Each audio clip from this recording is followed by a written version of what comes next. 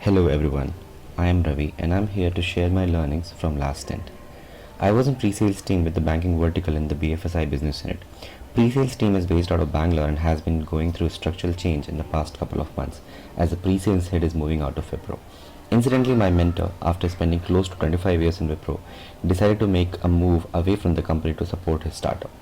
Speaking of pre-sales team, which consists of 18 odd people, has now been subdivided based on the regions they would cater to, namely America's pre-sales, APAC pre-sales and emerging market pre-sales. Due to dynamic nature of RFP's availability, I changed my role from being a pre-sales person to upcoming sales team asset from time to time. The entire stint has been dynamic and challenging with diverse set of roles I assumed in due course. My pre-sales rotation can easily be described as a roller coaster ride where I juggle through RFPs in initial months while I had to change track to sales teams and client visit to utilize my free time due to unavailability of RFPs at later stage. I started my pre-sales journey with two interesting RFPs, one involving new business line expansion due to a policy change in China and the other required Wipro to divulge into product space. The China RFP was floated by Visa where I covered the existing policy horizon, client landscape and reverse rebadging models for various kind of resourcing engagements. It was a challenge for us to find out relevant precedent as reverse rebadging has never been done in Wipro before. It was also really interesting to see how China's age-old policy reversal can open new avenues for payment networks and thus increase business for Wipro in China region. The other unique RFP needed Wipro to divulge into a joint venture with consortium of two banks and co-own the product for eKYC screening. It was few steps ahead of what Wipro does with alliance partners, where we make IPs and earn money from supporting it. Understanding business model for a product licensing in a joint venture setup was key to it. In this multi-service line RFP, I worked on the key aspect of creating a product governance model while working with the domain consultants. In between the RFPs, I was also involved in customer visits and capability support, where I worked closely with Wipro digital team to develop content and managed different tracks for three-member client team from Toronto Dominion Bank.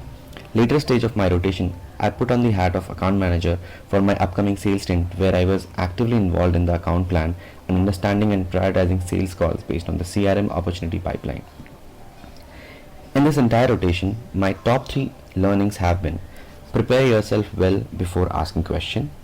Being a newcomer to the team, you need to show that you are worth the time and effort. Hence, you need to prepare well before asking question and do not refrain from asking when you are not sure of something. It's better to look stupid and learn than to be ignorant. Second would be ability to handle complexity. In RFP, you deal with multiple service line people as well as support functions, and there is high probability that you would get lost in the multiple mail chains and timelines for different pieces. Hence, it is essential to maintain a well-structured process to handle complexity of the process as well as people. Third would be do not shy away from being strict when the need be. No matter how new you are in the system, when the onus of getting work done is on you, you have all the rights to be authoritative and direct in your communication. The key is not to be rude but get your directives clearly delivered to the concerned person. In this stint, I faced three major difficulties. The first one was unavailability of data. Many a times we try to force fit responses from the previous RFPs and live for another day. But when it comes to concrete resource sizing, commercials, etc., it's difficult to respond in the absence of clear client requirements. Second challenge I faced was internal politics between service lines. In more than one occasion, I encountered the resistance from service lines to augment other service line product and push for their own product despite clear client requirements. Third challenge I faced with innovation. We need to have innovation and encourage the innovation. We need to have an innovative mindset in whatever we do. Innovation needs to be reflected in our responses and solution, not just as a vision statement. We need to give that freedom to people to try, fail fast and emerge. Thank you all for listening to my reflection from my last stint. Have a great day ahead and all the best for the next rotation. Created using Powtoon.